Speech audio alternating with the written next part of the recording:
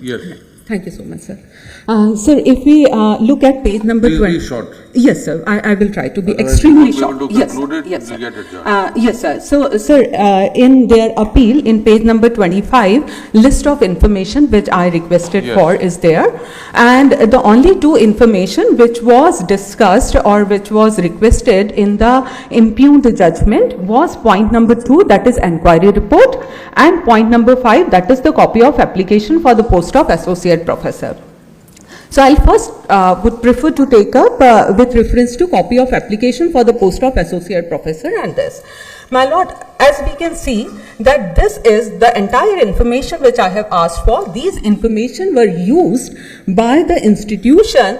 First is to evaluate whether these two candidates are eligible as per the statutory eligibility norms or not, and at the same time these documents were also used to evaluate these two candidates in comparison to other candidates who appeared in for interview.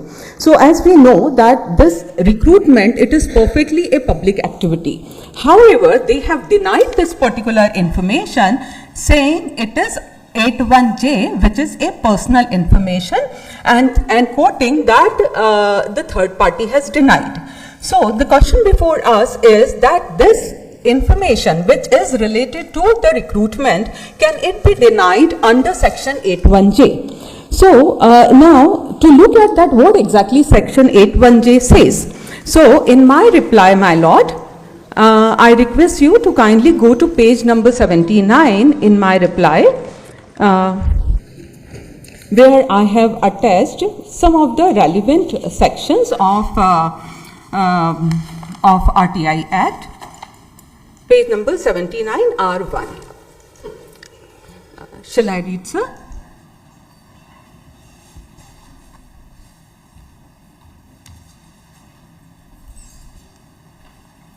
Begins with point 76. R1, page number 79 in my reply, sir. R1, reply. R1. The writ code. Yes, sir. The file number is 12487/2025.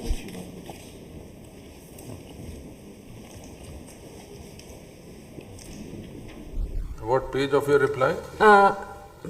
Okay, so What page number of your reply? page number 79. Begins with provided that the decision. Yes, sir. Yes, sir. So I will read from the third para, which is J. So this is 81J. So if I read this, they have referred to this. They have refused using section 81J. Which is one of the exemptions. So if we read this, information which relates to personal information, the disclosure of which has no relationship to any public activity or interest.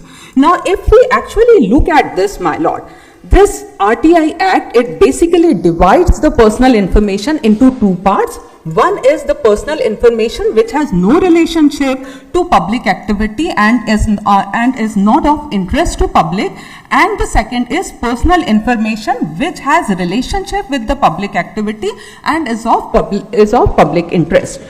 Out of these two categories, the information which was used for public activity, that does not get exempted under section 81J, and therefore applying section, they have refused, saying it is a personal information, but they missed to see that this is the personal information which has complete association with public activity, which is a recruitment, and naturally it is of public interest because this is a recruitment thing, and therefore they applied 81J wrongly. Again, if we look at the para below this particular para, my lord, I am reading it. Provided, but it starts from provided that the information which cannot be denied to Parliament or a state legislature shall not be denied to any person. So again, my lord, this is a bigger question, that can the information related to the educational qualification or experience or any other things which are required to check whether the candidate fulfills the statutory qualification requirement or not, I'm sure that cannot be denied to Parliament. If we look at some of the cases related to recently, one of the IS officers was found to be ineligible because she used a medical record as per which she was not eligible to get a disability category, and she used NCOBC again, where she was not qualified under that particular category. All these information was gathered through RTI, and that only resulted into a final conclusion that she was not eligible. And it is not just this, my lord, there are so many cases. If we take case of director of IIM Rohtak, recently there was a case of College of Excellence of Eye in Indore. In my own case, where the Pratik Maheshwari was found to be ineligible, the documents were acquired through RTI. So unless we get to know that whether the person is qualified or not, how we can conclude that the person whether to make him continue in the job or not. Now, if we look at section 11, they are also saying that section 11 that third party has denied. Now, section 11, which is there in the same page, my lord, from the last line, second last line, my lord, 11, third party information. So again, section 11 is used when CPIO intends to give the data of third party. So he is supposed to check from third party whether the data should be disclosed or not. And if the third party denies, under that condition, it cannot be considered as a ground for complete denial. CPIO is supposed to evaluate the importance of that particular data from the public point of view. And I'm sure, my lord, CPIO and FAA, everyone knows very well that if it is a data related to the person whom they have appointed, and if the person is ineligible, then naturally the salary, you are paying salary to the person. Salary is a matter of the matter of salary is statutory in nature. Salary cannot be paid to any ineligible candidate. Students have a right, that this again is a fundamental right of students to get taught by a eligible faculty members, and therefore again, if the candidates are ineligible, we cannot make them to teach to students. Not just this, IFM being not just an academic institution, but it takes in various types of research and consultancies also from Government of India. And all these people, all the faculty members, they get involved in research and consultancy, which is funded by Government of India. Can we allow ineligible person to perform all such type of things, my lord? So there is a complete association with public interest. And apart from this, what section 81J says, I have enclosed multiple court cases, my lord. These court cases which I have attached over here, these court cases are different from the 3 cases, in fact 4 cases which I attached during the previous hearings of the impugned judgment. So when it comes to court cases, my lord, I request you to kindly go to page number 85.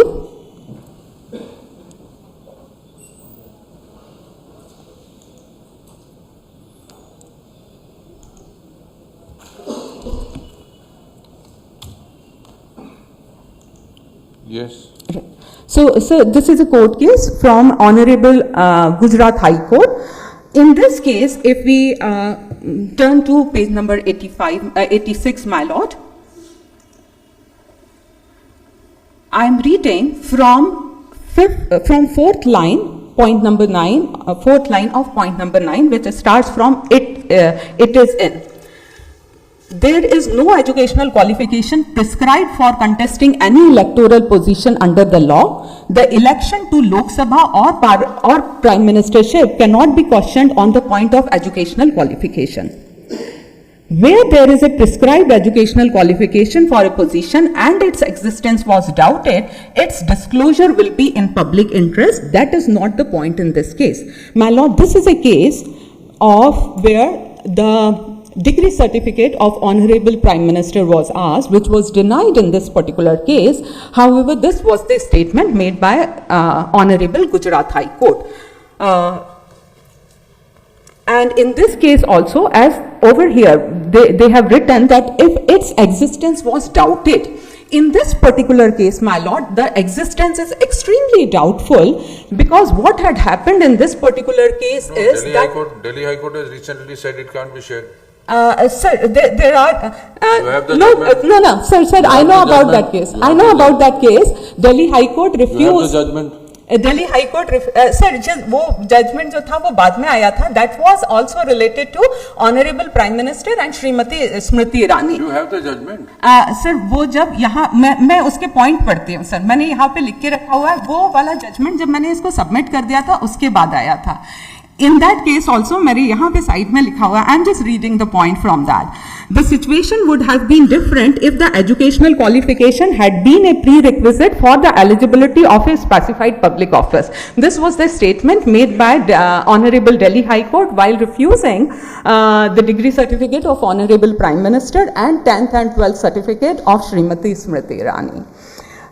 In this case, my lord, if we look at if its existence was doubted, so I would like to bring to your notice that in this case, in this entire recruitment case, what had happened is that the screening committee did a wrong screening. They did screening ignoring the statutory criteria. And when something has gone wrong in the process, my lord, naturally all the output has to be checked. And there were only 7 candidates who were appointed on in that particular recruitment process. One of the candidate was already found to be ineligible. One candidate denied to join. Out of 7, 2 had gone. Then remaining 5, 3 were from IIFM faculty members only, who got promoted to the higher position by participating in that recruitment process. Remaining are only these 3 things. In that particular, and that is a report which was submitted by none other than the appellant institution to CIC, where they have confessed that a screening committee did a wrong screening. They ignored the MOHRD criteria. And one of the points which they have stated, if you want, I can take you to that report which I have attached here. And one of the criteria which mentioned is that in case of Pratik Maheshwari, they counted his experience in 2 private institutions, which they should not have done as per MOHRD norms. And these 2 candidates, about whom I have requested for the information, these 2 candidates are also from the private institutions. So that is the reason that the doubt is too high. If you remember, my lord, in last time I said 99% chances are there that they are ineligible. They are serving for more than 4 years. And now if I will take you to one more, in fact 2 more cases. One is of Honorable Mumbai High Court, which is in very next page, page number 87.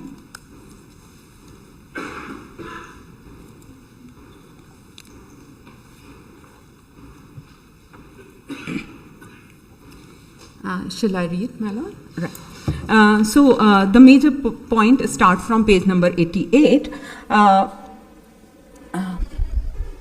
Okay, shall I read? Okay, right. So page number 88, if we read point number 5, that what is it which was actually asked, the marks secured by the petitioner in screening test, Marathi typing test, English test in recruitment process. Now I will only read very important points, my lord. For that, I request you to kindly go to page number 91. Insofar as the officers are concerned, they have now been removed. Which officers? Your application, RTI application, was against one Dr. Pratik. In fact, he left. He is not there. He's not there. So what survives? Pardon, sir? What survives now? The other 2 candidates who are likely Who to are be the other 2 candidates? about whom I have requested for information in point number 5. Where are they working now? They are working in IIFM. As what? As associate professor. And what about you? I am also working in IIFM So what do you want now? I want Them to be removed so that you are the only person eligible for everything. No, they are Why from are you targeting your colleagues? My lord, they are, the very important thing is, if somebody is ineligible, Supreme Court says that it is fraud on public to appoint a person with inferior qualification. That's all right, the department will look at it. Department is not looking, department is protecting them. Is this a public interest litigation that you No, this is not a public interest You want the litigation. salary paid to them so that that can be recovered? You can't My understand what lord, is this in fact, I asked earlier, as I said, naturally, DOPT norms and CCS rules, it clearly says that if somebody is responsible for misuse or of public exchequer, the money has to be recovered. तो क्या sir ineligible लोगों को हम survive करते देखें? ये sir मेरा institute है. I am working in this institute since 2010. I can not see any ineligibility survive in this particular institute. Sir IFM ने बहुत मेहनत करके, जो भी अभी IFM की जो इज्जत है वो बहुत मेहनत करके कमाई है. अगर कोई बीच में आता है और वो इस तरह से इलीगल लोगों को, आई विल नॉट से illegal until unless I have their certificates. अगर ये लोग सरवाइव करते हैं sir, it would be A fraud on public. Sir, I will take you. Sir, next. What is the? We'll consider it. We'll put it down for hearing. Sir, there is this Mumbai High Court, and this was challenged in. Miss Jayashree Dubey. It requires consideration. Requires a detailed hearing. We'll put it on for hearing in the final list. Sir, so just allow me two more cases, sir. This only Mumbai High Court, and which was challenged in. It requires hearing. We are not rejecting your argument. We'll take some time. Sir, 2 more minutes, sir. No, but then we have to hear them. Sir, just 2 more minutes. All right, you have sir. your 2 minutes. Okay, sir. Please go ahead. Right, sir. So this is the other case which I've mentioned over here. In this case also, this is a Mumbai High Court case where the judgment was given on November 2024. Here also, the details related to the selected candidates were asked. If we go to page number 91, my lord, point number 27, it reads that in this case we are concerned with the selection process for the post of dash dash dash. Essentially, this is a process by which applications were invited for all eligible candidates by issuing public advertisement. In that sense, public process must be transparent and above board. The marks obtained by the candidate in a selection process cannot ordinarily be held to be personal information, the disclosure of which has no relationship to any public activity. I am also reading point number 28, my lord. The legislature has not exempted all personal information under section 81J, but only such personal information the disclosure of which has no relationship to public activity or interest. My lord, the information which I asked for are the information which were referred in recruitment, which is a public activity. Then I would again like to continue in page number 92. The process amounts to personal information, the disclosure of which has no relationship to any public activity or interest. Given that selection process must be transparent and above board, it would be in public interest to disclose such information rather than withhold it and allow any doubts to linger upon. Now, in this case, they have made reference to the judgment of Honorable Supreme Court in page number 94, point number 38. Sir, I will just read this and SLP. Page number 94, point number 38. Recently, in Tej Pratap versus Rajasthan High Court, appeal number dash dash dash, the Honorable Supreme Court stressed upon transparency in public recruitment process. The Institute of Chartered Accountants of India versus dash dash dash, the Honorable Supreme Court highlighted the RTI's objective to ensure transparency and accountability and urged examining body to adapt to a new disclosure regime. Thus, the trend under RTI regime to disclose the information that would maintain trust in the recruitment process without unduly compromising the privacy of any candidate. A distinction must be made between sensitive personal information like medical details, etc., and information intrinsically linked to the marks obtained, qualification and experience of candidate. So, my lord, these are the statements from the Honorable Supreme Court. In this case, Honorable Mumbai High Court allowed the disclosure or sharing of information. This particular decision was challenged in Honorable Supreme Court, and which the SLP was rejected, and I have attached this in page number 99. While rejecting this SLP, the observation of Honorable Supreme Court is given in page number 100, my lord. Yes. I am reading from the fourth line. The issue relates to the disclosure of marks of other candidate in the examination. We are also of the view that the disclosure of the marks, though may fall in the category of personal information, yet the disclosure of the personal information is presently necessary in public interest, and therefore it is not an information which cannot be given by the information officer under RTI Act. To the contrary, such information must be disclosed in order to maintain transparency in the process. Now, this is an observation of Honorable Supreme Court, my lord, and I believe we have all the reasons based on Article 141, we have all the reasons to not to interfere with the decision in the impugned judgment. There are so many other things, my lord. I have over here, I have attached 3 cases of CIC, one larger case,